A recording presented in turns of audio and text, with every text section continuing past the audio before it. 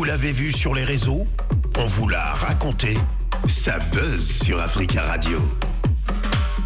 Hashtag déchets, hashtag plastique, hashtag toilette, hashtag environnement, hashtag gestion. C'est la semaine européenne de réduction des déchets. Et donc, c'est l'occasion de s'intéresser à vos habitudes de consommation, que vous soyez en France, mais bien au-delà aussi, sur le continent africain. Alors, ce matin, vous allez nous dire la vérité. Est-ce que vous avez conscience de notre irresponsabilité écologique collective?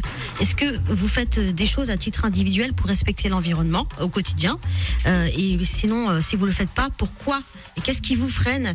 Êtes-vous climato-relativiste, climato-sceptique? J'attends vos réactions au standard de la radio africaine. Pour commencer, on va faire quand même un état des lieux. Et je vous propose de faire un état des lieux du côté du centre de l'Afrique avec Kimia Cardinal, qui est une auteure humanitaire engagée et qui est aussi donc une éco-responsable. Kimia, bonjour. Bonjour madame. Vous êtes militante écologique, environnementale, vous êtes investie dans bien d'autres domaines, mais vous allez nous parler du coup de la situation donc dans le centre de l'Afrique en termes d'écologie, en termes d'environnement et de traitement des déchets. Alors quelle est la situation, surtout dans votre pays, en République démocratique du Congo? En effet, madame Bédélé, merci pour m'avoir accordé la parole. Avec plaisir. Donc, la situation écologique en Afrique centrale est un peu précaire, mais nous pouvons quand même remarquer qu'il y a du travail qui se fait en termes de traitement de déchets. Oui. Parce que, comme vous le savez bien, auparavant, on peut dire peut-être qu'il y a 20 ans de cela, l'Afrique centrale ne connaissait pas de produits, ou bien les populations de l'Afrique centrale ne connaissaient pas vraiment l'utilisation des produits synthétiques. C'était plus des produits ou bien des articles biologiques, c'est-à-dire que pour même acheter des denrées alimentaires, on utilisait par exemple des sacs en raffia, donc c'était biologique. On utilise aussi des feuilles de bananier ou tout ce qui était biologique. Mais il y a eu un virage vers le synthétique. Oui. Et avec ce virage-là, les gouvernements n'ont pas vraiment su comment justement établir un système de gestion de déchets. Oui. Donc 20 ans après, à nos jours, on peut dire que c'est un grand défi.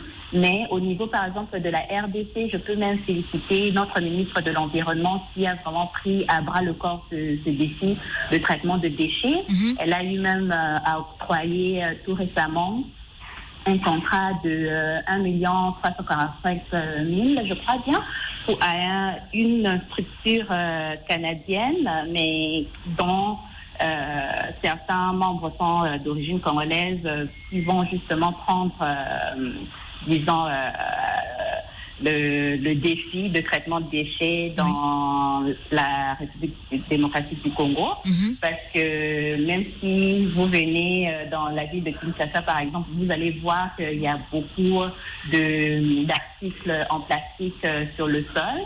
Mm-hmm. Et cela, justement, peut être inquiétant, surtout pour nous, les environnementalistes. Ça crée un peu de l'éco-anxiété. Hein? Oui, l'éco-anxiété. Donc, absolument. Donc, il y a de l'espoir.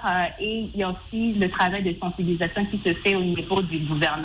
C'est-à-dire que le gouverneur de la ville de Kinshasa a lancé toute une campagne de sensibilisation. Ça s'appelle Kimboketo.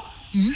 Et de là, il incite à la population de vraiment suivre les étapes qui sont nécessaires pour pouvoir traiter les déchets. C'est-à-dire les mettre dans les poubelles, par exemple, et octroyer les services de ramassage de déchets pour que ça soit apporté aux endroits adéquats pour leur traitement. Mm-hmm. Donc, je peux dire qu'on peut quand même garder un œil positif et puis de l'espoir pour pouvoir faire face à ce défi, et puis ça devrait aller. Oui, alors parce que pour résumer votre pensée, pour vous, c'est ensemble que nous ferons la différence dans le mouvement à la structure environnementale, grâce au partenariat public et privé. Et du coup, évidemment, pour remédier à la détérioration environnementale, il faut que l'individu s'y mette, mais aussi les collectivités, le gouvernement, comme vous l'avez si bien résumé. Vous, à titre personnel, vous êtes une climato-responsable, ça c'est sûr. Dans votre quotidien, comment ça se manifeste, Kimia Cardinal? Oui, ça se manifeste de manière vraiment, disons, basique. Surtout ici, comme je vous ai dit, le système de traitement des déchets n'est pas encore sophistiqué. Oui. Donc, on ne retrouve pas encore la séparation, par exemple, des matières soit recyclables et puis les matières qui peuvent être compostables. Donc, je m'assure quand même de mettre tout ce qui doivent être, disons, traités dans la poubelle pour être ramassés et être par la suite justement apportés au niveau de l'endroit qui doivent être, ou à l'endroit où les déchets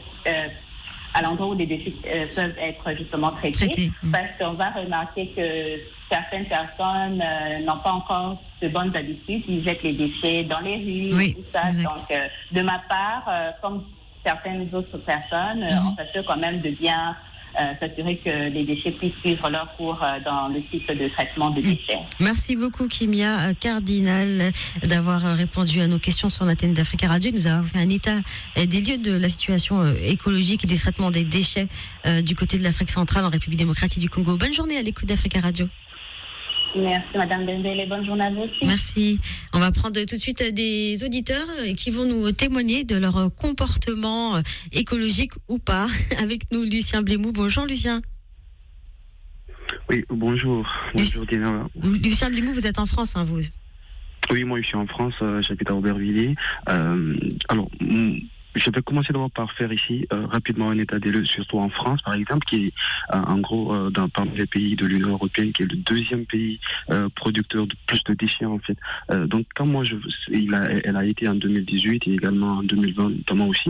Quand moi je vois cet état de fait, je me dis généralement il y a un problème, il y a quelque chose qui ne va pas, que ce soit de notre côté, parce que lorsqu'on voit aussi les chiffres au niveau des ménages même, on voit que les ménages en 10 ans, on a pu réduire que de 0,3% en 10 ans notre production de déchets. Donc, c'est pratiquement rien. Et sur ce point, on voit que les entreprises, au moins, sont aussi en train de faire un peu mieux que les ménages qui sont les entreprises sont à moins 8% en fait en 10 ans. Et quand on prend au niveau de la construction, ils sont à plus 2% en fait. Donc, quand on voit ces chiffres, après, pour les entreprises, il faut relativiser parce qu'il n'y a pas plus d'entreprises que d'humains. Donc, du coup, là aussi, que de ménages. Donc, là aussi, il faut relativiser. Donc, moi, quand je vois ces chiffres, je me dis, de mon côté, il y a sûrement quelque chose à faire. Et cette chose à faire, c'est quoi? C'est aussi venir ici en appui aux collectivités territoriales. Parce que moi, j'ai eu à travailler au sein d'une association internationale de maires où on devait mettre en valeur en fait le travail fait par les collectivités. Ce travail fait par les collectivités territoriales ne peut être valorisé qu'à travers l'adhésion des populations que nous sommes.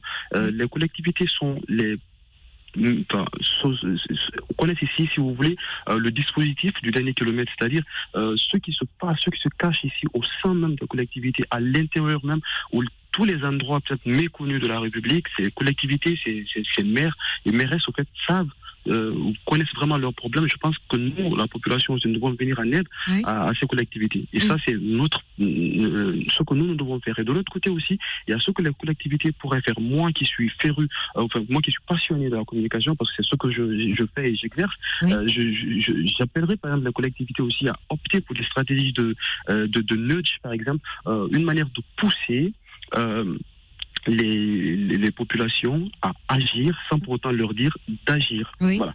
Mais vous agissez comment alors d'un point de vue individuel? Comment vous agissez? Est-ce que vous avez une éco-responsabilité, une éco-conscience? Oui, dans la mesure où je le fais à ma manière, évidemment, pas toujours. Pas toujours. Par exemple, mais je le fais. À votre manière, ça veut dire quoi? À ma manière, par exemple, c'est les bouteilles d'eau que moi j'achète et quand je ne jette pas ces bouteilles en même temps que les autres ordures en fait, les ordures organiques et tout. J'essaye quand même de tenir à ça, que ce soit les bouteilles en plastique, en verre. J'essaie toujours de les séparer et ça déjà pour moi c'est un début. Mais après, qu'est-ce qui est fait de ça? Ça, c'est une question que je me pose et que je cherche aussi à laquelle je cherche une réponse. Merci beaucoup, Lucien Blémou, de nous avoir apporté votre avis et votre expertise sur l'antenne d'Africa Radio. Merci. Bonne journée à l'écoute d'Africa Radio. Merci. On va tout de suite prendre un autre auditeur et il s'agit de Dimitri. Dimitri, bonjour. Bonjour, madame. Vous nous appelez d'où, Dimitri? D'Abidjan. D'Abidjan, Côte d'Ivoire. Abidjan est d'où?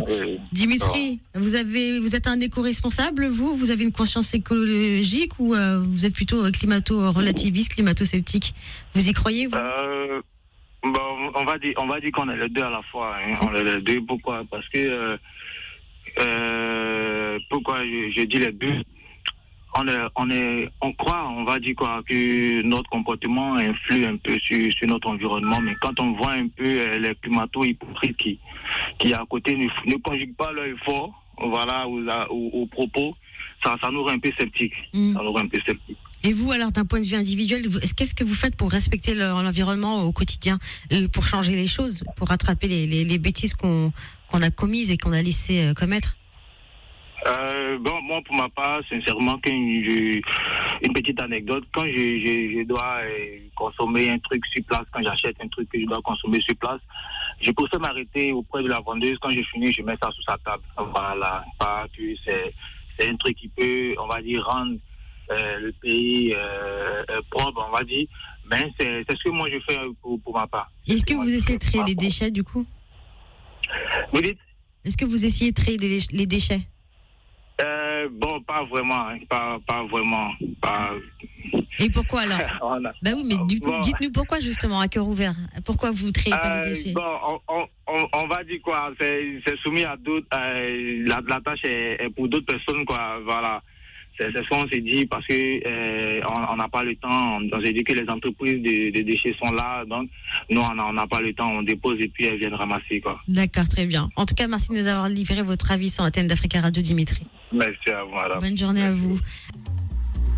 Allô, oui. Oui, Rita, vous êtes en Côte d'Ivoire ou en République démocratique du Congo, excusez-moi? Non, je suis en Afrique du Sud. Vous êtes en Afrique du Sud, Rita, d'accord. Bonjour Rita. Alors, parlez-nous un peu de vos habitudes de consommation. Est-ce que vous vous définissez comme une personne écologique? Est-ce que vous faites attention au tri des déchets? Et qu'est-ce que vous pensez justement de la situation et la situation écologique dans votre pays? Oui, je suis... En fait, ce que je peux dire, c'est que je suis un peu climato-relativiste. En fait, je suis de ceux-là qui pensent que l'environnement a une interaction entre lui et l'humain qui y habite. Oui. Vous voyez? Donc, par exemple, ici en Afrique du Sud, il y a cette histoire, lorsqu'on est en train de sortir les ordures, vous allez remarquer qu'il y a des gens qui vont venir pour faire un tri, pour récupérer les plastiques et tout ce qu'il y a comme bombes aérosols et tout ça, pour mettre de côté. Parce qu'on est conscient que ces choses, ils sont là, ils sont nuisibles à notre environnement. Vous comprenez? Ouais. Donc moi, personnellement, oui, voilà. je crois que l'humain a une responsabilité vis-à-vis de son environnement. Et dans votre quotidien, donc, voilà. Comment ça se manifeste? Comment, s'il vous plaît? Dans votre quotidien, comment ça se manifeste? Est-ce que vous faites du tri des déchets? Oui, dans mon quotidien, voilà. D'abord, je fais un effort, je fais vraiment un effort pour maintenir là où je suis, que ce soit un environnement sain, parce que c'est très important. Oui. Lorsque j'achète des produits, je fais un effort pour prendre des produits qui sont éco. D'accord. Et même à mes enfants, je leur dis, lorsque, par exemple, on a fini avec les histoires de la salle de bain, les histoires de la cuisine, il y a toujours une façon pour nous de récupérer cela. D'accord. Vous voyez? Oui. Par exemple, ici en Afrique du Sud, on a des trucs de recyclage. Oui. Lorsque je vais là où on peut recycler, j'emmène tout ce qui est plastique, tout ce qui est bombe aérosol, tout ce qui est papier pour recycler. Parce que je ne voudrais pas que ça reste, que ça traîne tout autour de nous. Parce que, en fin de compte, cela va être nuisible à nous qui habitons de cet environnement. Tout à fait. Merci beaucoup Rita d'avoir apporté votre avis sur l'antenne d'Africa Radio. Nous vous saluons. Passez une bonne journée. Merci à vous. Alors on va tout de suite prendre un autre auditeur. Il s'agit de Cédric. Cédric, bonjour. Allô Cédric? Bonjour. Alors vous, quelles sont vos habitudes? Oui, allô, bonjour. Oui, bonjour Cédric. Quelles sont vos habitudes à vous? Est-ce que vous avez une éco-conscience? Est-ce que vous avez tendance à recycler, à faire attention aux déchets autour de vous et à votre environnement? Oui, beaucoup. Il y a différentes astuces que j'applique. Premièrement, au niveau de la consommation électrique, j'évite de laisser les ampoules ou la clim en marche lorsque je ne suis pas à la maison, lorsque je ne suis pas en train de les utiliser. Oui. Deuxièmement, j'essaie d'utiliser les outils en reconditionné. Par exemple, Au lieu d'acheter un nouveau laptop, si je trouve un laptop de seconde main qui est à mon état, je préfère utiliser cela. Oui. Parce que je sais que les matériaux qui sont utilisés pour fabriquer les laptops et les téléphones, le plus souvent détériorent l'environnement. Après, parce qu'il y a des déchets. J'évite le gaspillage de l'eau au niveau de la douche. J'essaie de me limiter au nécessaire. J'évite de prendre les plastiques. Je suis actuellement au Ghana et au Ghana, il y a une pollution très grave avec le plastique. Ah oui. Vous pouvez acheter un outil de $1, mais on peut vous donner 4 ou 3 plastiques pour emballer cela. Donc le plus souvent, je demande aux commerçants de ne juste me donner qu'un seul plastique. Ou alors, je prends les plastiques que j'ai déjà à la maison et j'arrive là-bas et mettre cela dans ce que j'ai apporté pour ne pas utiliser davantage de plastique. Vous faites beaucoup de choses. Je fais également mes lessives à froid. Je fais également des lessives à froid. Je débranche mes appareils, mon Wi-Fi lorsque je n'utilise pas. Bref, je débranche tous mes appareils lorsque je n'utilise pas. Et j'essaie d'utiliser des objets réutilisables, par exemple comme les cotons, les mouchoirs en tissu et tout ce qui pourrait ne pas avoir un impact sur l'environnement. Ce que j'aimerais souligner, c'est que tout ceci, en 30 secondes, je n'ai pu être conscient de cela qu'après avoir... Je n'ai pu être conscient de ces actions qu'après avoir été éduqué en suivant un cours en ligne et en m'informant d'une manière autonome. D'accord. Donc, il est important de diversifier les stratégies d'éducation à la citoyenneté responsable. Merci Cédric, je vous décerne la médaille ce matin de l'écolo.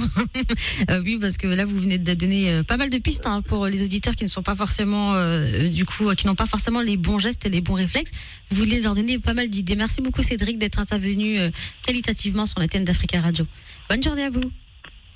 On va tout de suite prendre un dernier auditeur pour terminer. Il s'agit de Charlie. Charlie, bonjour. En 1 minute, quelles sont vos habitudes de consommation en matière écologique? Est-ce que vous faites attention à la réduction des déchets, les produits que vous utilisez?